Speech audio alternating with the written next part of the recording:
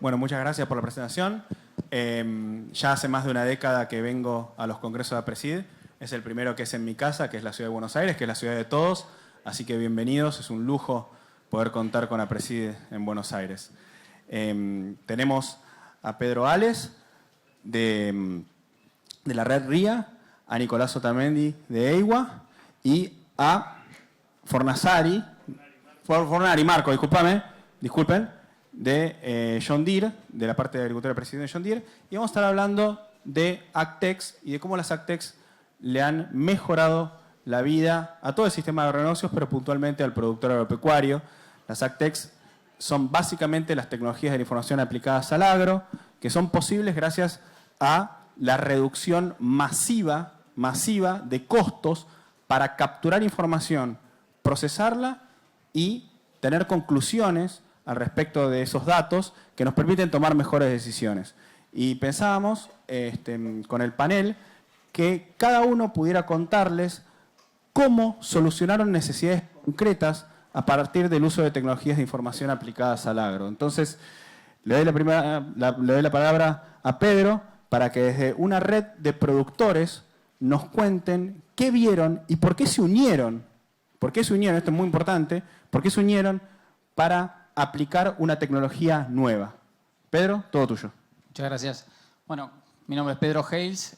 Junto con Pedro Toyo, que está acá en el público, coordinamos el grupo RIA. RIA es Red de Innovación Agropecuaria. Es un grupo de 14 productores grandes que se juntaron con el desafío de, en principio, adopción de tecnología, ¿no? Nosotros hoy trabajamos en 3 pilares. Uno es la adopción, que fue el motor de arranque del grupo. El segundo es sustentabilidad. Y el tercero es el de innovación. El de innovación, si querés, lo diferenciamos de adopción de tecnología porque básicamente implica riesgo, ¿no? Implica decir, che, identificamos un problema que tenemos en nuestras empresas, pero no encontramos una solución hoy disponible en el mercado. Por lo tanto, tenemos que trabajar con alguien para co-desarrollarlo, ¿no? Entonces, me pidieron que mencione un par de ejemplos de lo que hacemos para ir bien al hueso. Y para que se den una idea, en términos de adopción de tecnología, uno de los problemas grandes que tienen seguramente muchos de ustedes como productores es todo lo que es la digitalización de los datos de campo que vienen de las máquinas y que en la mayoría de las empresas con las que estamos trabajando el desafío es, che, tengo máquinas de todas las marcas, de todos los colores, tengo distintos formatos y después cuando quiero usar toda esa información es desafiante. Entonces, un buen ejemplo acá es, por ejemplo, con John Deere, venimos trabajando con la gente que está a cargo de Operation Center para entender que ellos entiendan mejor cómo usamos su tecnología y ellos a su vez poder trabajar con nosotros para poder ajustarla a nuestras necesidades. Entonces, hay un caso bien concreto de adopción de tecnología. Y para que entiendan, porque creo que esto es algo que le pasa a todos, fue el motor de por qué empezó el grupo. Era la frustración de, che, sabemos que tenemos que adoptar tecnología, sabemos que el mundo está yendo para allá, pero cada vez que me traen una tecnología nueva tengo que trabajar un montón para ingestar un montón de datos y esos datos después los tengo que meter en otra plataforma más. Y el valor relativo que me trae cada tecnología se termina achicando por esa complejidad que tiene el proceso de adopción. Una vez que llegaste a la adopción, por ahí no cumplía tus expectativas o entender bien en qué fase de desarrollo está esa startup para poder tener una claridad de ciertas expectativas. ¿Estás co-desarrollando o estás ayudándolo en la última milla hasta la entrega de ese valor? Entonces, bueno, caso concreto como el de John Deere, trabajando decir, che, es una tecnología que nos ayuda un poco a esto, a juntar en un solo lugar toda la información de múltiples marcas de maquinaria. En caso de sustentabilidad más concreto, o sea, hoy lo estamos mirando más ampliamente, pero empezamos trabajando concretamente con huella de carbono, que era algo que nos incomodaba a todos porque es algo en lo que tenemos que participar, en lo que estamos. Nuestro suelo puede capturar carbono, hay una oportunidad, créditos de carbono, proyectos de reducción de huella, proyectos. Entonces, lo que dijimos, tuvimos un par de sesiones si querés, de capacitación con gente que estaba hace muchos años en el tema para entender qué rol teníamos que jugar nosotros. Entonces, hoy el proyecto concreto que tenemos en sustentabilidad es un proyecto de medición de huella de carbono corporativa para que las empresas del grupo puedan establecer, bueno, acá es donde estoy, esta es mi situación y es mi punto de partida para definir una estrategia de gestión de gases de efecto invernadero si la quisiesen tener, pero podemos saber dónde están parados. Y después está lo que es innovación, que para nosotros es lo que más nos desafió. Y si querés, el primer proyecto de innovación lo llevamos adelante con EIWA, que es teníamos un montón de datos que queríamos explotar. Nuestro problema es, che, no nos faltan datos, lo que nos falta es la capacidad de poner 10 años de datos en un solo lugar, integrando varios silos de información aislados, desde Exceles hasta sistemas de gestión, hasta información de maquinaria, en un mismo lugar de forma ordenada y sistematizada para poder explotarlo. Y teníamos dos dimensiones, que es la geoespacial y la tabular.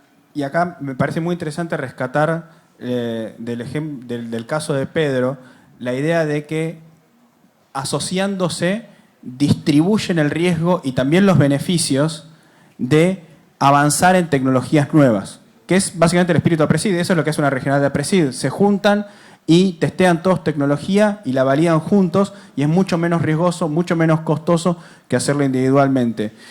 Y mi segundo comentario, que me gustaría ahí ahora darle el pie a Nicolás Otamendi, que como todos saben, un aplauso, que ganó la Copa del Mundo, 2 Copas América. Nada, es un lujo tener a Nicolás Otamendi en el panel. Me hizo un agujerito para venir acá, pero bien. Y en toda nueva tecnología es difícil definir cuál va a ser el estándar, porque hay una puja, cada compañía tiene una puja por definir el estándar tecnológico. Y en ese sentido me parece muy piola lo que hace Away, y me gustaría que Nicolás desarrolle con un ejemplo concreto, que justamente es el de RIA, cómo hicieron para aprovechar toda esta información que estaba, entre comillas, en distinto lenguaje, ¿no? Es un buen punto. O sea, tomamos el caso de RIA como ejemplo concreto de cómo sacarle valor a los datos, ¿no? Para empezar, destacar que el grupo RIA en su conjunto gestionan como 1,5 millones de hectáreas, algo así. Entonces, tienen una cantidad de datos gigantesca. Pero cuando le preguntabas a cualquier productor, ¿están sacándole jugo a esos datos? ¿Están pudiendo tomar decisiones en base a toda esa masividad de datos que tienen? La respuesta en general era no. Siento que no le estamos sacando todo el jugo que podríamos sacarle. Y eso es porque terminan teniendo los datos económicos en un sistema de gestión contable que está completamente separado de los datos de maquinaria que están en Operation Center, por ejemplo, de John Deere, que está completamente separado de una planilla de Excel donde toman datos a campo y monitorean. Y cuando el productor quiere combinar datos de múltiples lotes, múltiples campañas, para poder hacer un aprendizaje propio de cuál es la mejor, por ejemplo, práctica agronómica para cada ambiente o para cada lote, eso es imposible, porque cada una de estas herramientas está enfocado en su silo y en un proceso específico. Entonces empezamos a trabajar con el grupo RIA y uno de los primeros puntos fue entender cómo estandarizar los datos de estas múltiples plataformas para centralizarlas, y les voy a dar un par de casos bien concretos de cómo esto impacta en el margen del productor, porque al fin y al cabo ese es el objetivo final.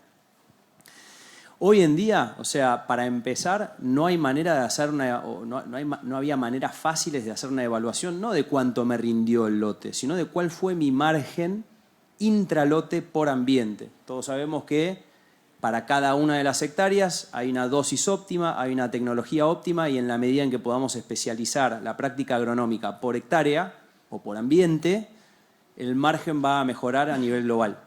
Pero al momento de hacer ese análisis y de ver, con toda la data que yo ya tengo, porque yo ya tengo toda esta información desestructurada, ¿qué me conviene hacer en cada hectárea? No solamente poner nuestra confianza en lo que puede decir una insumera o un distribuidor, sino usar los propios datos para desarrollar conocimiento agronómico. Eso se convertía en muy difícil.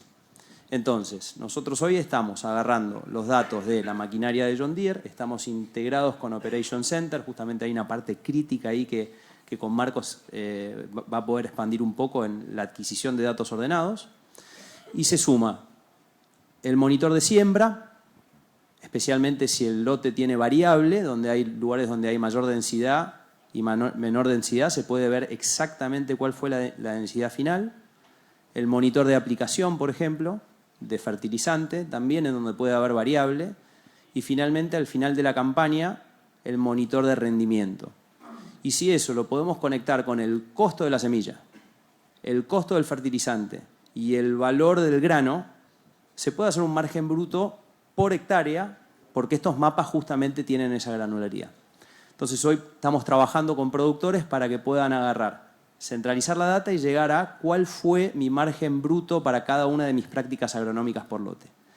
Y acá viene la parte más interesante, y ya te paso después, Marcos, para ampliar de tu lado, que con la tecnología existente hoy, que es variable de maquinaria, y tanto en siembra como en rendimiento, la parte más valiosa es la experimentación que puede hacer un productor a escala año tras año para continuamente entender mejor sus lotes sin tomar un gran riesgo de decir, bueno, voy a usar esta nueva prescripción o este nuevo híbrido o esta nueva densidad, sino experimentarlo en pequeños bloques sin cambiar procesos operativos a campo.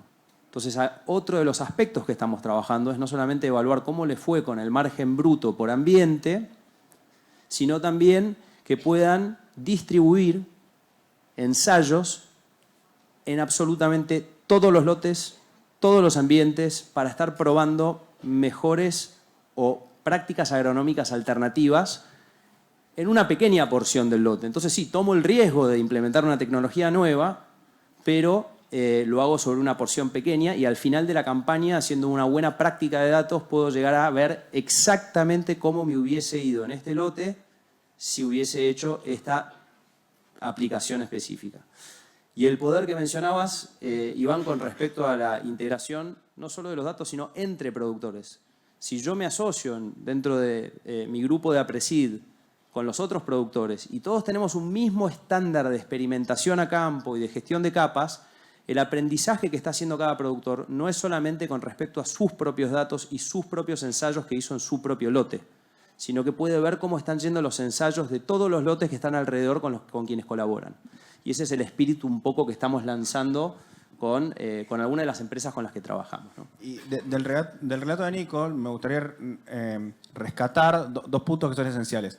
El primero es cuando queremos entender, analizar y jugar con la información, que esté en la misma plataforma reduce mucho los costos. Si cada vez que tenemos que jugar con información, tenemos que importarla, bajarla, hacerla correr y cada uno que está, por ejemplo, en un grupo APRESID o en el grupo RIA, tiene su forma de procesamiento, es sencillamente más difícil comparar, ¿no? Y un punto que para mí, al ser economista, me obsesiona, que es, si el 50% de mis costos es el alquiler, ¿cuál es el pricing correcto que yo tengo que ponerle a esa hectárea que estoy alquilando? Entonces, ambientar los lotes no es solamente una decisión productiva, no es solamente para producir con menos insumo más producto, es en sí mismo una decisión económica, porque mi rentabilidad se juega cuando yo firmo el contrato de alquiler. Entonces, si yo puedo realmente entender cuál es el tope que puedo pagar de alquiler por determinado lote, porque lo tengo correctamente ambientado, mejoro muchísimo mi ecuación económica desde antes siquiera de preparar el lote para sembrar. Desde antes siquiera de preparar el lote para sembrar. Es más, me juego el grueso del partido porque es el 50% de mis costos.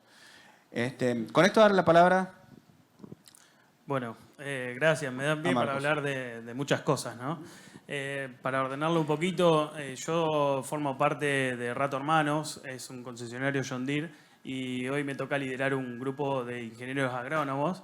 Y quizás en donde tenemos mayor acción es en lo previo a todo lo que mencionaron ellos, ¿no? Es llevarle esa tecnología y la adopción de esa tecnología a cada uno de los productores a campo. Y ese es un gran desafío que tenemos como concesionario y como responsables de llevar esa tecnología, porque si esos datos que estamos buscando para después analizarlos en una masividad como Grupo RIA o Neiwa, no están bien generados, o el que está arriba de la máquina no tiene en claro qué configuración de esos lotes poner, si esa máquina no está regulada correctamente, después la lectura que se haga en cualquier plataforma va a ser errónea, digamos, y las decisiones que se tomen en base a esa información que se genera en el campo también va a ser errónea. Entonces creo que ahí es un punto importante para destacar esa generación de información, esa generación de datos en las máquinas. Hoy en día las máquinas cuentan con tecnología que nos permiten, algo nombraron, de transmitir esos datos de manera inalámbrica a una plataforma que es de John Deere, que se llama Operation Center, y eso nos da la ventaja o más que nada la velocidad de la transferencia de esa información. Y Operation Center también tiene la posibilidad de interconectarse, así como el lema de este congreso es todo está conectado, también está conectado con un montón de plataformas, y la velocidad de información entre una plataforma y otra se da por el simple hecho de subir de manera inalámbrica ese dato a Operation Center y pasarla con un simple clic de un lado a otro y trabajarla de manera correcta. Creo que es... Marcos, te quería preguntar, ¿cuáles son, si los puedes nombrar, los sensores más relevantes, por ejemplo, en una cosechadora? Que yo veo una John Deere y vos me decís, mira, los sensores más importantes capturando información todo el tiempo son estos. ¿Cuáles son? Sí, primero tiene que tener, obviamente, un geoposicionamiento, ¿no? Un receptor de GPS, un monitor que procese esa información y los componentes que hacen que ese dato de rendimiento, una placa de impacto o hoy en día con tecnología existente en maquinaria que en serie 700, por ejemplo, la última línea de cosechadoras, que ese rendimiento se va calibrando solo, con pesas en la balanza, no es necesario parar y no es necesario pasarse los kilos de la tolva al maquinista, eso se hace de manera automática y genera un mapa con una corrección de rendimiento de 3-4 segundos, con lo cual es mucho más exacto que si esperamos a hacer 3 calibraciones en el día, ¿no? Creo que eso tiene un impacto en el mapa de cosecha muy grande. Y en otra máquina que es esencial para las labores del agro, que es la pulverizadora, ¿dónde están los sensores críticos? En pulverización tenés distintos sensores. Hoy tenés tecnología de estaciones meteorológicas que te permiten tener una visión general del clima, digamos, a la hora de hacer esa aplicación. Y después, obviamente, tenés sensores remotos que te permiten enviar esa información también de manera inalámbrica y ajustar esa pulverización también en tiempo real. Acá hay un dato que es esencial, que es las tecnologías de la información no es que están presentes solamente en el agro, están presentes en todas las industrias. Y justamente lo que Marcos remarcaba, que me parece muy importante resaltar, es que la principal característica de la información que produce el agro es la georreferenciación. Eso es lo que le da valor. O sea, a medida que el terreno se va transformando, va cambiando el contexto en el cual realizamos la agricultura, la ganadería, la actividad en la ruralidad, y eso es lo que hace valiosa la información. Porque si no, lo que todos sabemos es que los organismos biológicos con los que trabajamos están clonados al infinito. O sea, la semilla es exactamente la misma. ¿Por qué se comporta distinto? Porque el ambiente varía, ¿no? Entonces, me parecía importante remarcar eso que decías. Y ahora los quería invitar a que cada uno hable un poco de los desafíos que fueron encontrando a la hora de agregar valor en el proceso agrícola. Marcos, ahí hablábamos recién de los sensores, de la maquinaria. ¿Cuál es para vos el desafío para difundir esta tecnología? Porque por ahora el auditorio está lleno, así que interés hay, digamos. Entonces, ¿hay alguna barrera que hace que hoy no sea el estándar productivo? ¿Hay early adopters, o sea, adoptantes tempranos de esta tecnología? Sí, está lleno, pero todavía no es la norma productiva. Sí, es cierto. Ahí creo que tiene que ver con cambios estructurales en las organizaciones de los productores, ¿no? Por ahí lo que vemos es hay early adopters, hay personas o productores que están en la mitad de la curva de adopción de esa tecnología y hay otros productores que recién están arrancando. Lo principal acá es identificar que cada uno identifique en qué parte de esa curva de adopción se encuentra, ¿no? Por ahí tenemos una sobreoferta de tecnología y queremos adoptar algo que nos sobrepasa estructuralmente o no podemos ejecutarlo, no tenemos el tiempo para hacerlo. Creo que eso es el principal punto, saber en qué parte de esa curva de adopción de tecnología se encuentra cada uno y ahí identificar qué tecnología adoptar que sabemos que vamos a tener el uso en un 100%. Digo. Pedro, como productor. Creo que tenemos 3 desafíos principales. Uno es la transformación digital, que decís, che, está de moda hablar de transformación digital. Pero la realidad es que si como empresas no nos transformamos digitalmente, todo lo que podemos hacer hoy con las tecnologías disponibles no lo vamos a realizar. Van a estar las tecnologías y vamos a estar dando vuelta en círculos hablando de cómo no puedo juntar mis datos. Entonces nosotros ese desafío lo encaramos fuertemente con el grupo, con este desafío que nos planteamos, decir, che, diseñar el data lake, el lugar donde vamos a meter todos los datos en común. Pero después surgen un montón de temas de implementación, que es la calidad de los datos, que lo mencionó recién. Uno de los temas que se mencionó acá es, che, ¿qué hacemos con...? Nosotros todos ambientamos, todos hacemos siembra agricultura de precisión, pero ¿con qué criterio estamos realmente poniendo $50 más para allá, $50 menos para acá? Y si realmente, ¿cómo comprobamos que eso realmente me está agregando el valor y no estoy moviendo insumos a lo loco para decir hago agricultura de precisión? Entonces, una de las grandes discusiones es, bueno, ¿cómo lo mido? ¿Cómo lo hago escalable? Y ahí es donde tenemos que trabajar. Los sensores de las máquinas son clave. Che, no está bien regulada la máquina. Y la verdad tengo un montón de basura. Voy a estar tomando decisión en base a basura. Después es, bueno, ¿cómo lo escalo? Obviamente esa parte de los fierros está más del lado de las empresas de maquinaria, pero también de cómo la responsabilidad, y ahí conecto un poco con la transformación digital, la responsabilidad de los equipos de trabajo están arriba de las máquinas, están en el campo, entendiendo el valor que tiene ese dato. Porque ese dato después, en grandes volúmenes, te permite tomar mejores decisiones.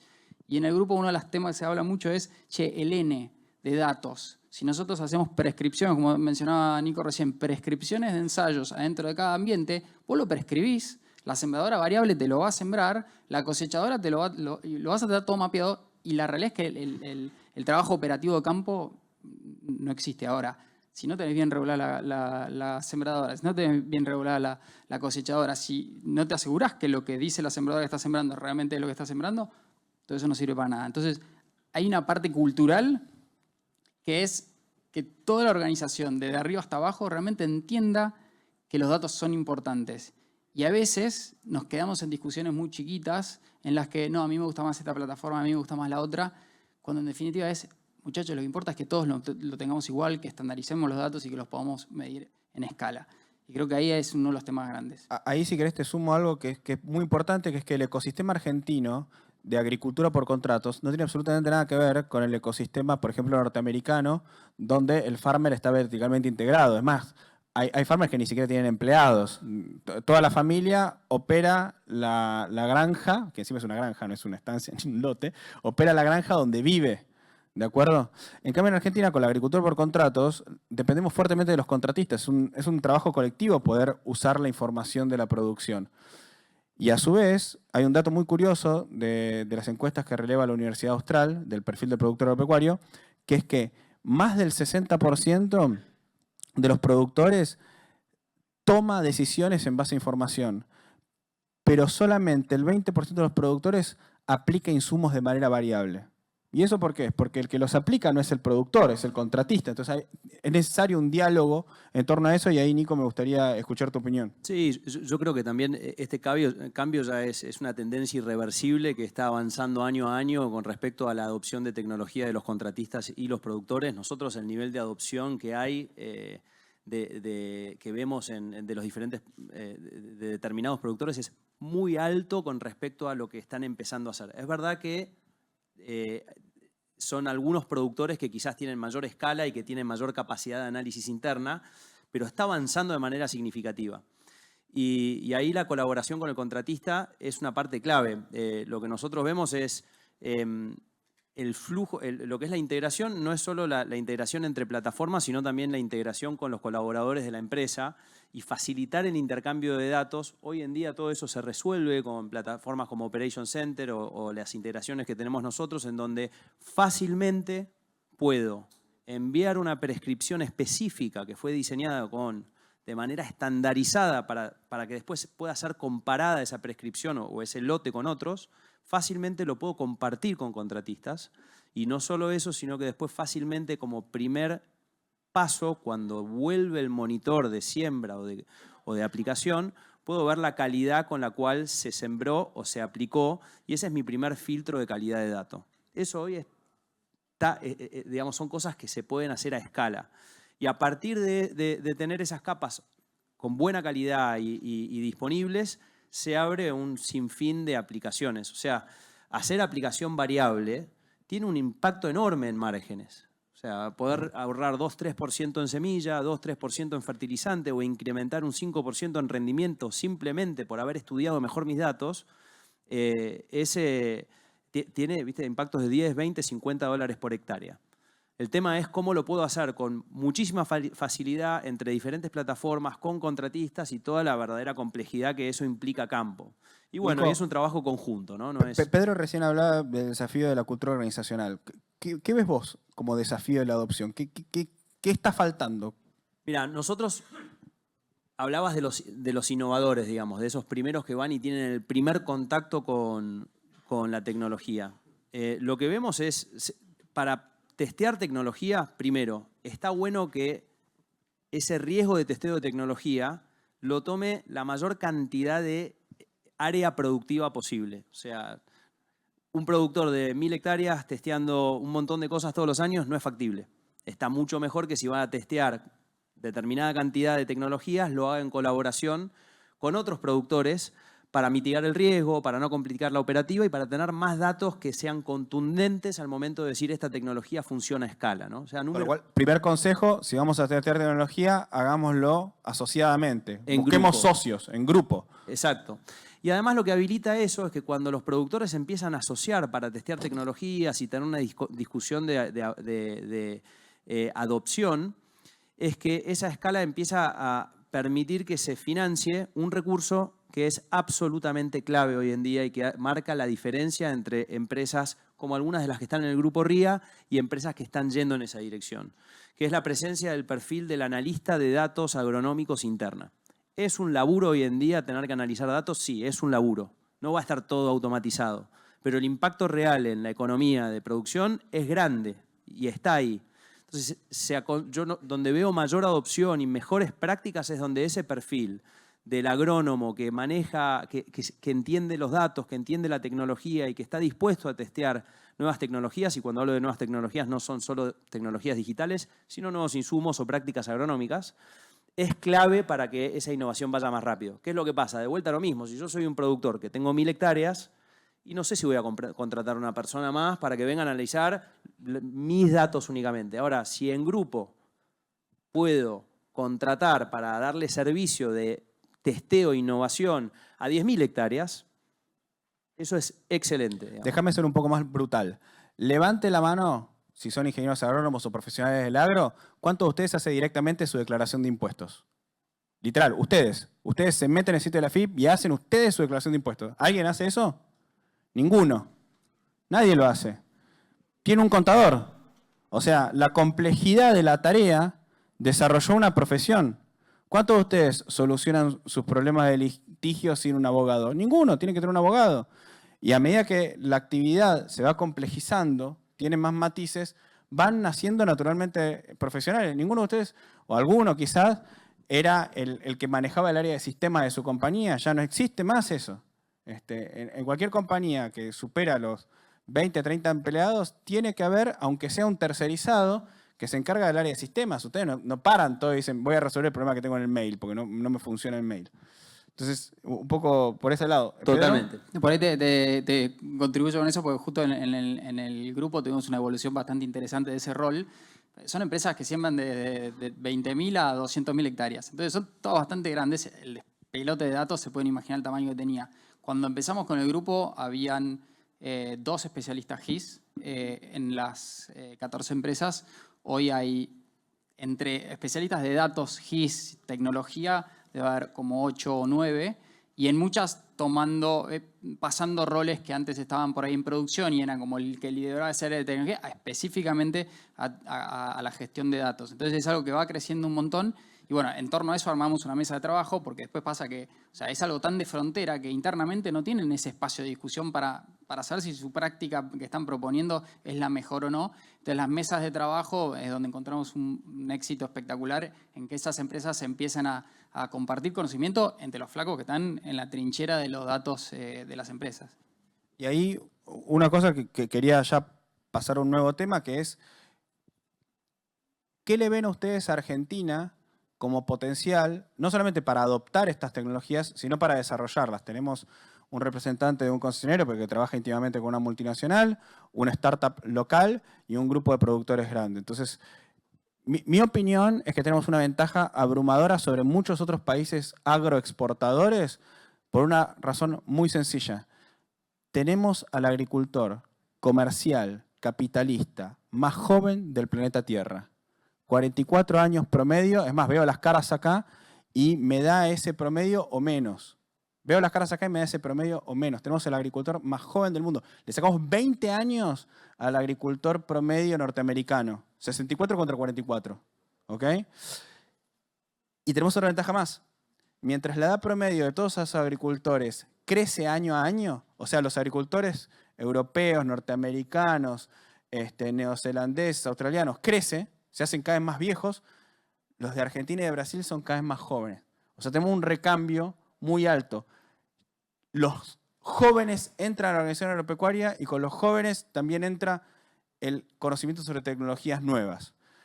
Le quiero dar el espacio a los panelistas para que cada uno comente por qué ven que Argentina puede adoptar más rápido estas tecnologías y a su vez ser un polo de desarrollo de estas tecnologías. Si querés arranco. Nosotros tenemos la suerte de haber abierto mercados importantes para nosotros afuera. El 50% de nuestra facturación está en Estados Unidos. Tenemos un 30% en Brasil y el resto acá. Y eso nos llevó a por ahí poder ver de manera directa el perfil del productor en las diferentes geografías. Y es verdad lo que decís. Yo creo que Argentina está muy adelantada con respecto a tecnologías, el uso de datos, agricultura de precisión, contra ambas geografías. Y hay diferentes razones para eso. Pero nosotros lo que vemos en Estados Unidos, por ejemplo, es que, de vuelta, creo que el dato era 87% de los productores tienen monitor de rendimiento con la última máquina de cosecha, monitor de siembra, monitor de aplicación. Sin embargo, solamente el 15% alguna vez hizo algo con variable. Y hacen lo mismo hace 5 años y no cambian. O sea, tienen todo dado para hacerlo y no se ha dado. En parte es por esa razón de que digamos, son más conservadores y se mantiene una población, digamos, que es la misma gestionando estos campos. Ahora, en los próximos 6 años, el 80% de los campos en Estados Unidos va a pasar de generación. Eso es una de las estadísticas. Vamos a esperar que ese número vaya descendiendo un poco y eso va a hacer que se acelere la adopción de tecnología. Así que esa es un poco la realidad de Estados Unidos. El nivel de sofisticación que nosotros vemos con los productores de acá, con el tipo de productor que está en el grupo RIA, es muy, muy alto. Y en Brasil quizás la realidad es un poco diferente. Tienen tanta área que el principal desafío no está en optimizar el margen por hectárea primero. El principal desafío que salieron a resolver fue el tema de la logística, por los costos elevados que tienen de darle servicio a 20.000, 50.000 hectáreas, pues esas son las unidades productivas que puede llegar a ver allá. Entonces hay mucho desarrollo, mucha innovación en cuanto a la logística de maquinaria, el consumo de nafta, de gasoil y demás, y están bastante más atrasados en lo que es agricultura de precisión. Ahora, en Argentina tenés el hecho de que el margen es tan finito que optimizar y estar buscando esa mejora continua se vuelve clave. Y eso ha llevado a que haya un avance tremendo y a mí me sorprende lo avanzado que estamos y la sofisticación que tienen algunos productores acá en Argentina en el uso de datos y de agricultura de precisión, entre otras cosas. Bien, en ese caso, Iván, tomo lo que decís de la edad de los productores y eso tiene que ver también con que muchos hijos de productores están involucrándose también en el negocio y ellos son también nativos digitales, ¿no? Creo que al enfrentarse a una máquina no van a ver el corazón de la máquina, sino que se suben arriba y lo primero que tocan es el monitor. Y eso es, la verdad que para nosotros es muy bueno porque hace que sea más fácil también que incorporen los conceptos para cargar a ese monitor y hablan otro lenguaje, ¿no? Así que eso es un punto positivo y también la idiosincrasia del productor argentino que le das algo y lo quiere probar, digamos, ¿no? Algo nuevo y lo prueba. Tiene que ver también un poco con la edad, de no tener esa resistencia a los cambios, pero siempre está probando cosas nuevas. No en la totalidad de la superficie, quizás, pero sí, bueno, vamos a empezar con siembra variable. Y bueno, vamos a probar un lote de 100 hectáreas. Lo probamos acá y el año que viene vemos y vamos un poquito más allá. Creo que tiene que ver con eso y que no se quedan quietos tampoco, ¿no? Viene un poco por ese lado. Bueno, por ahí hay varios factores que nos podrían ayudar a que esto se adopte más masivamente, pero creo que uno más táctico es la conectividad. Ayudaría muchísimo a que hay un montón de datos y sensores que están levantando las máquinas que hoy no los vemos en tiempo real, que si los viésemos en tiempo real podríamos capturar mucho valor y ser más eficientes productivamente. Afortunadamente con la reciente desregulación, Starlink y otras que van a aparecer atrás de esa desregulación, entiendo que vamos por un buen camino. Después, como mencioné antes, la transformación digital, por más que seamos empresarios jóvenes, tenemos que entender que la digitalización tiene que ser una política de compañía, entonces no algo intuitivo, voy a tomar esta plataforma, me gustó, y después tenés un montón de plataformas distintas. Ni tampoco una parte aislada y separada de la organización. Totalmente. La organización se digitaliza. Exacto. Y después lo que necesitamos es rentabilidad. O sea, necesitamos que el agro tenga una mayor rentabilidad. Hoy somos los más ratas del mundo para adoptar tecnología, y así todo logramos que nos presten los servicios y que aterricen en Argentina porque ven el potencial que tenemos. Pero lo que pagamos nosotros por servicio de tecnología al lado de cualquier otro país es la nada misma. ¿Y por qué es eso? Porque no tenemos rentabilidad. O sea, los productores, si hay algo que son muy buenos, es analíticos y tomadores de decisiones en función de resultados económicos. ¿Por qué? Porque es lo que quedó de un ambiente hostil para el desarrollo de negocios agropecuarios de las últimas décadas. Entonces, con un buen ambiente económico, hay más margen para invertir en tecnología, que a su vez va a generar más ingresos para las propias compañías, pero obviamente también para el país, ¿no? Y desarrollo, esto es desarrollo en definitiva. Esto no es un tema menor. O sea, las retenciones y en el anterior periodo la prohibición de exportación de trigo, de maíz, de leche, de carne, transformaron al decisor de inversión en alguien extremadamente conservador. Y todas estas tecnologías son relativamente nuevas. Para animarse a probarlas, necesito tener un extra, un plus de rentabilidad. Cuando hubo el traspaso del gobierno entre Cristina Fernández de Kirchner y Macri, y al mismo tiempo se unificó el tipo de cambio, se eliminaron las retenciones a todos los granos menos a la soja y se liberó la exportación, fue el momento donde nacieron las Agtex, las startups argentinas en masa, digamos. Antes de 2015 prácticamente había muy pocas, se podían contar con la dedo de la mano. Había más fondos de inversión para invertir en Agtex que Agtex. Después del 2016-2017 se empezaron a relevar más de 20, 30, 40 proyectos. Y hoy hay, si no me equivoco, alrededor de 1000 aplicaciones actuando en Argentina, entre extranjeras y locales, digamos. Entonces, hay una competencia muy grande por el estándar tecnológico, gracias a que en algún momento hubo un recupero de la rentabilidad. Sí, era corto con respecto a la rentabilidad y justamente esta sobreoferta de plataformas.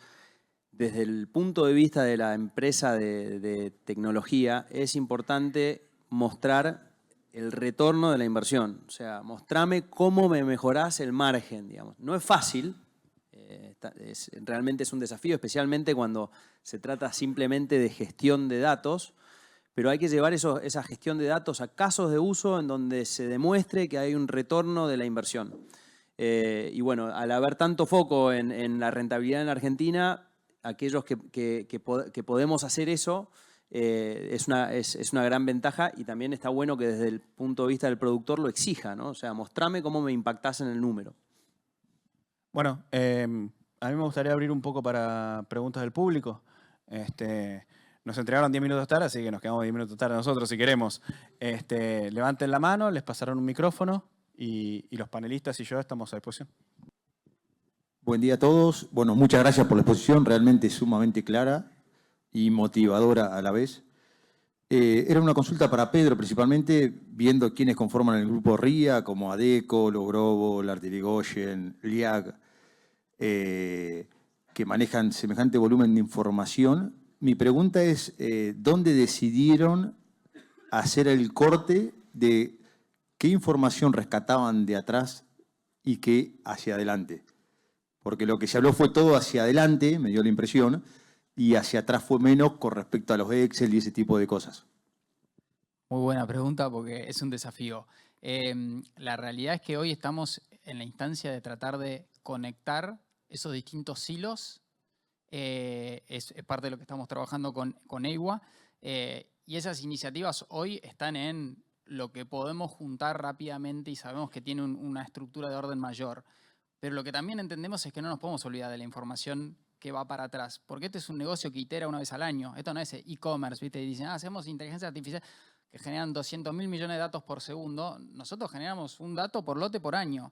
Entonces, no podemos olvidarnos del pasado Pero ese trabajo de ordenamiento y limpieza de información histórica es un laburo grande. Entonces, si vos decís, che, voy a hacer mi data lake para ordenar mi información y querés realmente trabajar en la info para atrás, es un laburo que muchos están haciendo, pero son esfuerzos grandes.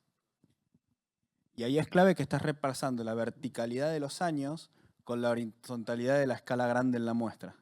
¿Me explico? O sea, es verdad lo que decís. Es obvio que yo quiero tener campañas para atrás porque la variabilidad está en la campaña.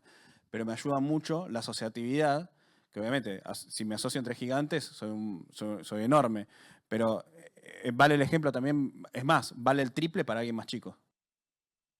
Bueno, muchas gracias. Sí, muy interesante todo lo que están diciendo.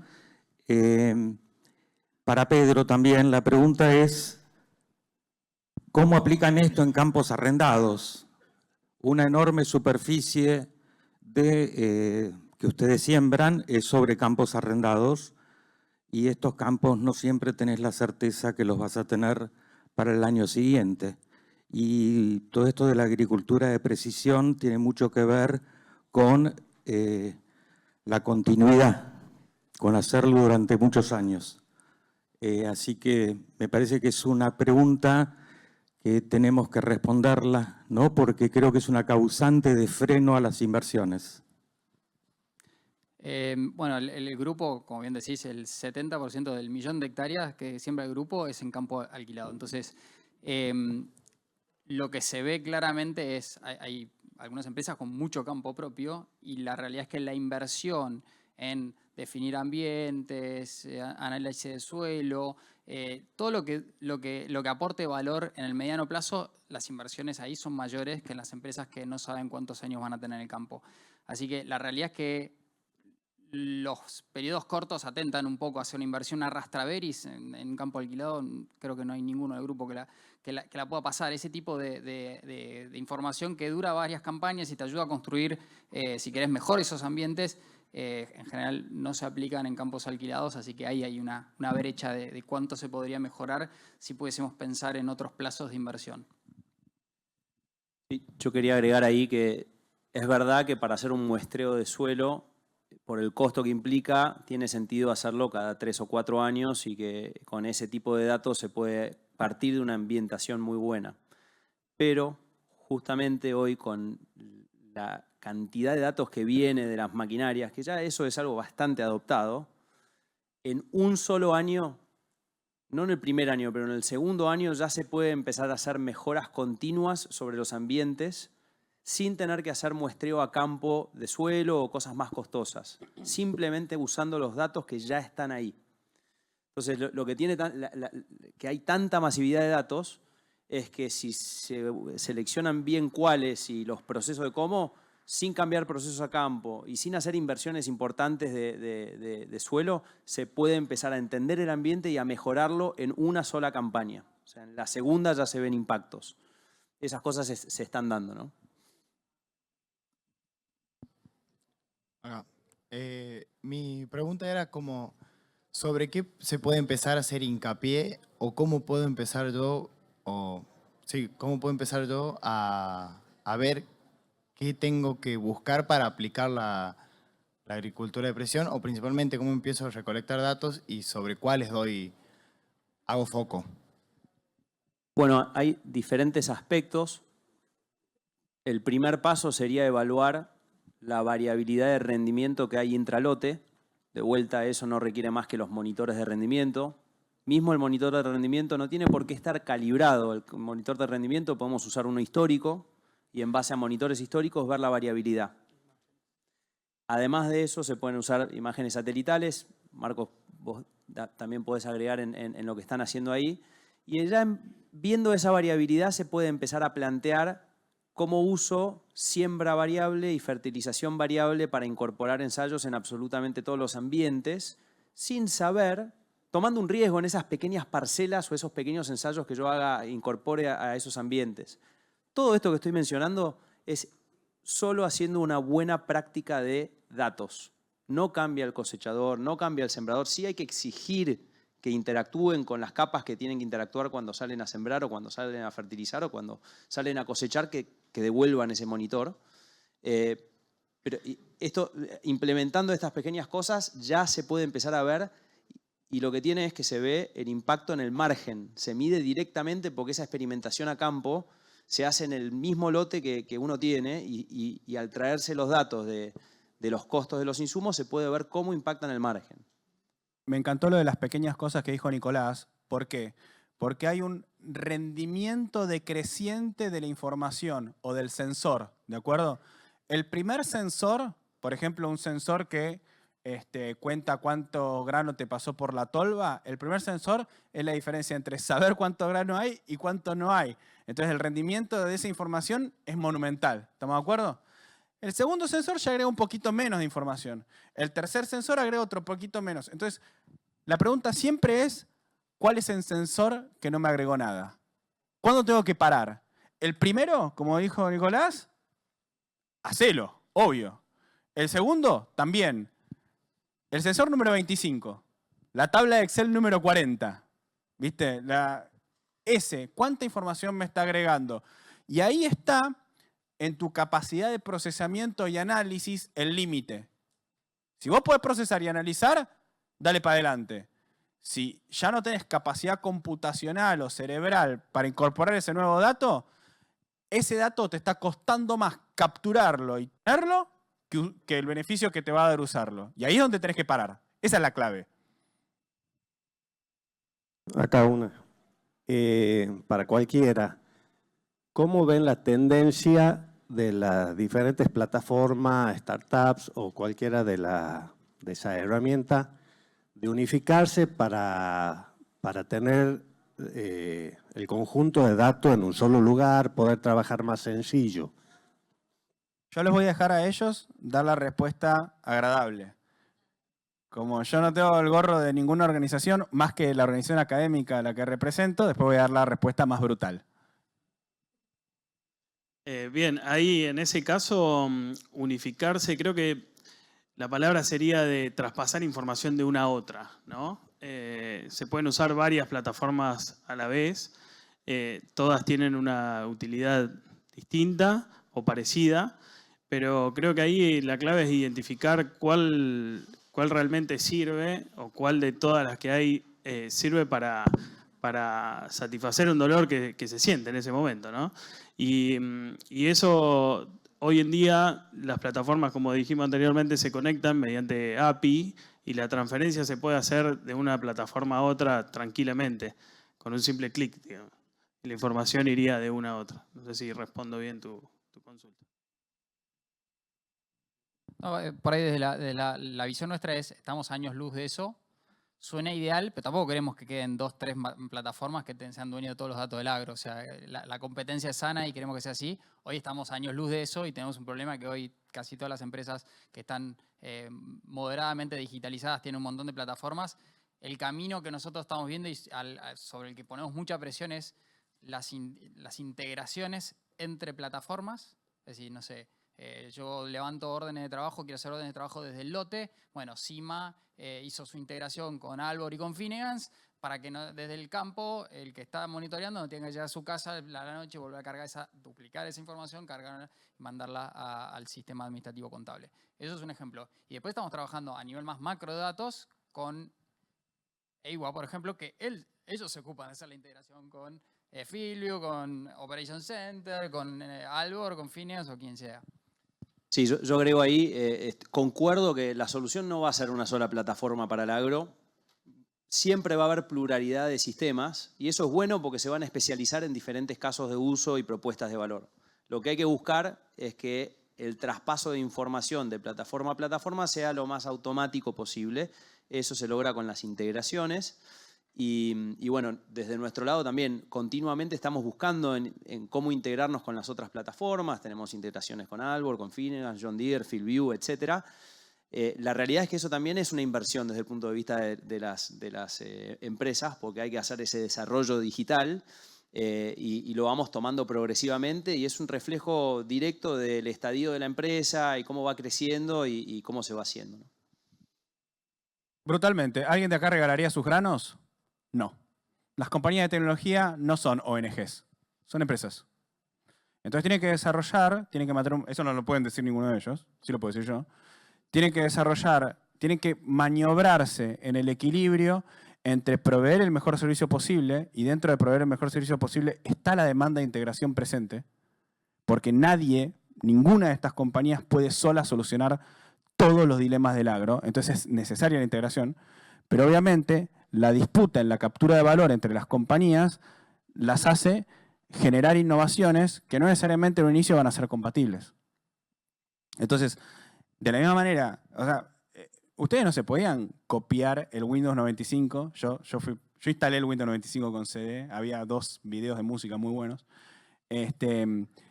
No nos dejaban piratear el Windows 95 porque eran hippie buena onda. No, era una estrategia de penetración del mercado. ¿Para qué? Para que el estándar del sistema operativo que manejara las PCs fuera el Windows. No es que era un error del sistema que nosotros nos estuviéramos pirateando el Windows 95. Era buscado por la compañía. ¿Ok? Acá es igual. Cada compañía desarrollará su estrategia competitiva para ir ganando mercado, sabiendo que el usuario valora mucho la cualidad que el productor, el ingeniero nos preguntó recién. ¿Cómo hacemos para que esté todo más integrado? Que también tiene que ver mucho con el ejemplo de Nicolás, es ¿cómo hacemos, o de Pedro, cómo hacemos para que el ingreso de información sea lo menos costoso posible? Si yo tengo una plataforma que me duplica el trabajo, es una plataforma que no cumple con su promesa de hacerme la vida más eficiente. Y eso es lo que están buscando todos todo el tiempo. Más preguntas. Allá al fondo. ¿Qué tal? Muchísimas gracias por la posibilidad. Con respecto, vuelvo un poco al principio de la charla, se mencionaba una gran cantidad de datos con los que se cuenta hoy por hoy, cómo aplicarlos a futuras campañas para obviamente lograr mejores rendimientos. Gran parte de esos datos tienen que ver con el clima que nos afecta en la campaña que nos toque. ¿Qué porcentaje de importancia le atribuirían a la climatología, a esos datos climatológicos, en el paquete de datos que van a determinar futuras decisiones? Muchas gracias. Creo que es una buena pregunta porque es claramente determinante para el rinde y probablemente no le estemos dando la importancia relativa que tiene, y es una variable más del modelo productivo. Si vas a estar modelando hacia adelante, el clima es crítico. Obviamente a corto plazo todos tendrán booster en su teléfono, alguna herramienta para saber si a pulverizar o no mañana o fertilizar, pero así como grupo por ahí no le estamos dando la importancia que tiene. Por ahí por los modelos hoy tampoco son tan precisos, pero bueno, ponderando el rango de error se podría meter en un modelo para decir, bueno, y va a ser un poquito más para allá o un poquito más para allá. Todos la toman ese dato y consideran, bueno, va a ser niña, mi estrategia va a ser más para allá, más para acá, pero no está, hasta donde yo he visto, por lo menos en las empresas de grupo, formalizado en una estrategia de así vamos a mover tanto por ciento según la probabilidad de ocurrencia de un niño o niña, por ejemplo. Ahí es clave el rol del Estado. Tenemos 2 sistemas meteorológicos que no están integrados. El Sistema Meteorológico Nacional y las estaciones meteorológicas de la red del INTA. Entonces, queremos un mejor Estado, no queremos ni menos ni más, queremos uno que funcione. Y la provisión de información pública es clave para que estas apps funcionen. Sin información pública buena, metes en la licuadora cualquier cosa y sale cualquier cosa. Mi consulta iba con respecto a la digitalización de la comercialización. Es decir, ¿cuánto todos estos datos me sirven a mí para tener? Porque yo entiendo que el productor es bastante bueno en Argentina, como dijeron ustedes, producimos bastante bien y creo que comercializamos mal. Y creo que estas herramientas deberían ayudarnos, en definitiva, a comercializar mejor.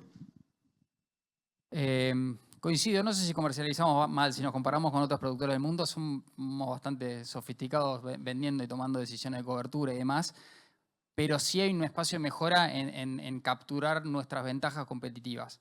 Por lo que hablamos antes de lo difícil que es hacer negocios agropecuarios en Argentina, somos recontra eficientes y esa eficiencia redunda en sustentabilidad. Hoy probablemente seamos de los países que tengan una menor huella de carbono en producción de commodities y hoy nadie nos paga por eso y el mundo está pagando por reducir la huella de las cadenas de abastecimiento de las empresas de consumo masivo, y nosotros no estamos viendo ese valor a pesar de que somos considerablemente más sustentables. Entonces, hay una oportunidad ahí, y ahí los datos y la trazabilidad son clave, porque si vos no puedes comprobar lo que estás haciendo y no puedes decir, che, esto es todo lo que hice y por eso soy mejor que la soja que puedes comprar en Brasil o en Estados Unidos, no vamos a capturar ese valor. Es una meta que tenemos, es decir, che, ¿cómo le sacamos valor a nuestra producción sustentable? Y no es que tengamos que hacer grandes cambios, somos sustentables por supervivencia. Entonces creo que hay que apalancarse en eso, aprovechar el momentum que tiene el mundo hoy en términos de sustentabilidad para capturar valor.